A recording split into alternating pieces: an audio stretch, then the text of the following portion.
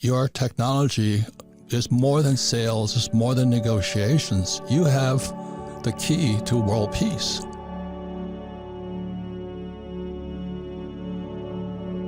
If you allow your humanity to overflow, the divine will happen. The book right now is called Karma by Sadhguru. So I said, this is what Chris has taught me. It says, if you allow your humanity to overflow, the divine will happen. That's what Chris is teaching. In negotiations, you're teaching to give your love and humanity to people. Not tie them up, not rope them down, not beat them up, not get the best out of them. But your work is profound. So as soon as I finish this book, your book's next. Never cool. split the difference. That's good company for my book to be in. I know. You're up there, man. But what really worked, Chris, I'm going to surprise Kim on this because, about 3 or 4 years ago, Kim says, I'm out of here. I don't want to be married to you anymore. And I went, ¿Qué pasa? What did I do wrong? What did I do wrong? Then I was listening to you discuss my friend Donald, the Trump, and he's a really good friend of ours. But what you said about him, it just hit me right between the eyes. I was going, holy mackerel, Donald plays win-lose. He has to win. He wins at all cost. And I was going, oh my God. And then this is not your words, but I paraphrase the same, but if you play win-lose, pretty soon people stop playing. And then that's exactly it. Yeah, and that's my way of saying with Kim, we're talking before the show came on, I went to military school. Day one, we're screamed at. There was no compassion. Then I joined the Marine Corps, and I learned to adapt to that behavior. Do you know that you talk to everybody like a Marine? So for 35 years, I talked to Kim like a Marine. And one day she said, I've had enough. So when I was listening to one of your podcasts, I went, oh my God. So I want to thank you because what your technology is more than sales, it's more than negotiations. You have the key to world peace. If we could learn to speak with kindness and humanity and support. So your technology is absolutely fantastic. Karma now is very similar to your book, which is never split the difference. You're saying the same thing. Let me read that line again. If you allow your humanity to overflow, the divine will happen. And that's what Kim was saying, is because my whole, 4 years of military school, 6 years as a Marine, we got used to jumping into people's shit. And if somebody wasn't jumping into my shit, they didn't love me. So the more they yelled at me, the happier I got. But that's not a normal society. And you don't treat your wife and business partner that way. So that's why but you get that wired into you. It's hard to get it out. Man, it's wired. That is the thing. So your book, Never Split the Difference, is priceless. I recommend everybody read it. I'm signing up for your programs because you have the key to world peace. But it starts with me. It starts with me, nobody else. So thank you for that, Chris. I love it. I publicly want to thank you for that. Kim doesn't know what we're talking about, but she noticed I smile a lot more. Right, Kim? Yes, you do. Yes, you do. So when I'm negotiating with people, I'm not yelling at them, I'm smiling at them. That's major change. Time, right? Major change.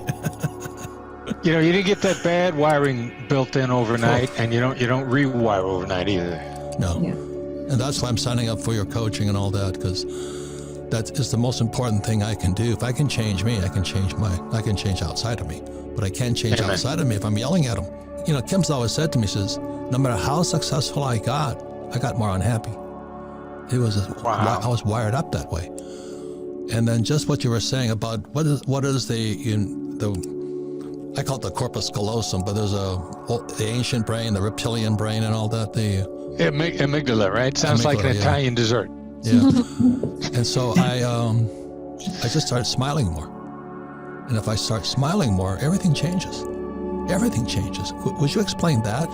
Science experiments where people's ability to frown was taken away through Botox, and they were instantly in a better mood. Wow. And so, but simultaneously, it also sort of stopped them from smiling. So frowning hurts your brain, and smiling helps your brain. And you pick up pick up every edge you can. I mean, I'm always I want every edge I can get. And then you take that attitude, like kidnapping negotiation were long shots, slim and none. Well, you get used to dealing with slim and none, and you're successful enough, you're like, all right, I'll take slim. Give me every edge I can. I'm going to take a shot. It beats zero. And smiling is one of those little things that begin to push you slowly into the plus column. So can I take that to one more step?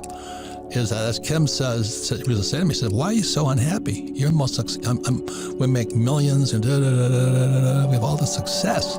But you also said that that's hardwired into unhappiness. The amygdala or something? I call it the reptilian. Yeah. What? Yeah. Same thing. And so what I do now, Chris, is I wake up and I smile. Whereas before, I mean, just that little bit, I smile.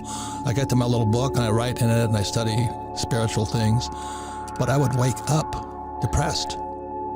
And I'd carry that into the day. So that's how, and I think Kim's noticed that I'm a little chirpier in the morning. I'm actually washing dishes and stuff like this. But I would get up thinking about what I had to do to be more successful. Does that make sense to you, Chris? Yeah, 1,000%. And part of that is our default mode. What you'll lapse into default with no work is survival is negative. The caveman had to worry about, how am I gonna survive today as soon as he got out of bed. And we've got that hardwired into us from the days that, you might not live to sundown. So you had to be worried. So that's cool. I mean, students got to be prepared to learn. Just throwing it out there isn't enough. You got to have a mind that's open. Yeah. Your work is so fantastic. Because I also went to Xerox. I spent 4 years working with them, sales training and all that stuff. And what you talk about is the tie down, and that's what we called it. The tie down is you get them to say yes. Right. And usually that's the worst thing you can do. So, I mean, your stuff, Chris, is so profoundly opposite what I think is one of the most important skills an entrepreneur, but a man and wife, anybody talking to people must know what you know. Chris, you talk about being a black swan negotiator. What is a black swan negotiator? Yeah, it's somebody that just makes subtle little changes in the way that they communicate. 2 millimeter shifts, to borrow a Tony Robbins phrase, that make all the difference in the world. I mean, little things here and there. None of them are big adjustments. They're just a little bit of change, and they make a massive difference. The little things that have huge impacts. So you talked in the first part about smiling. What are some other small changes that we can make? Yeah, well, a small one, but it's hard because it's against our wiring, is, getting out of the yes business. Like, stop getting people to say yes and substitute a question. Go from do you agree to do you disagree?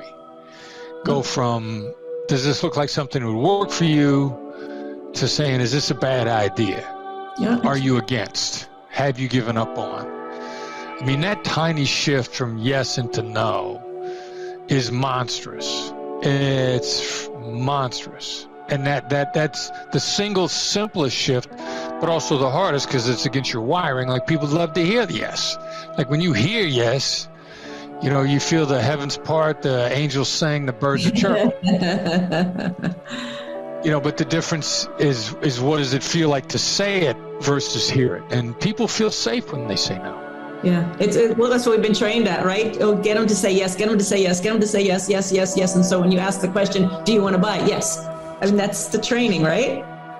Yeah, that's the theory. Yes, very good. and that's why I want to back up what Chris is saying, because I went to Xerox sales training for 4 years. My best friend and I were number one in sales, and we call them tie downs. Get them to say yes. Wouldn't you agree? Wouldn't you agree? Wouldn't you like to have more time with your friend and family? Wouldn't you like this? We're in training them to say yes, so we kind of trick them into saying yes. So when I started listening to your podcast, I was going, holy moly, my job is to get them to say no. So would you, before we go into that, we'll hold that, because that's probably the hardest thing I've had to learn is how to get them to say no. Because I'm so entrained to get them to say yes. In the Marine Corps, there is no sir. In the Marine Corps, It's only 2 words. Yes, sir. That's it. Yeah. There's no, sir. So, Chris, how do you get somebody to say no? I mean, because my whole life has been geared to say yes. I practice over Christmas and New Year's. I couldn't get Kim to say no. Well, a lot of it, it's really what comes after the word no. First of all, are you against? It's context, and when somebody says no, typically they start kicking in additional ideas. Like, no, I'm not against it. You might shift into what stands in the way. I mean, really focusing on barriers and the other person's comfort level, because we're just so wired that if I say yes, there's a hook here someplace. Yeah. And understanding what the other person's motivation is, but getting somebody to say no is really to trigger the follow-on conversation. And that's what a lot of it is really about. So would you explain what happens, from these human psychology opponent, whatever you call it, the neuropsychology, getting somebody saying a no versus a yes, because we are so conditioned, I am, to get the yes, and that's why I won so much. But what's the other side of that, Chris? Yeah, we know from experience that people feel safe and protected when they say no. I mean, that's why people say no to everything. They get it. Their default answer is no.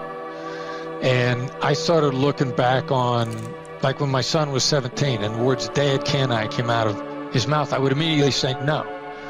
But I reflected back on that, and then I would always say, now that I said no, what was it that you wanted? And I looked back and I realized that I was always more open to the conversation after I said no. So the specific neuroscience behind it, that's one of my conversations with Huberman, because I was lucky enough to meet him, for my birthday a couple months ago. My girlfriend Wendy convinced him to come down and have lunch with me as a birthday present. And he is an interesting cat. And who is this we again? talked for hours about the neuroscience. Okay, good. His name is Andrew Huberman. He does a podcast out of Stanford, and he's like what you want in a PhD, because a lot of PhDs they want to be Jesus because I said so. It's true because I said so. Huberman's a PhD, but he says here's the data, here's the study, peer-reviewed, solid data. Don't listen to me because I said so. Go to the sources that I've come to. And so his info is very solid. And plus, he's an interesting cat. And so we've talked about that. I threw some things at him. Like, I know this to be true. Let's figure out what the neuroscience is behind it. And I stumped him a couple of times. But, you originally asked me about what's the neuroscience behind no. We just know anecdotally how it opens people up. We got enough experience team-wise that, we got everybody that we coach in a Black Swan method to get comfortable with it, and they accelerate their lives.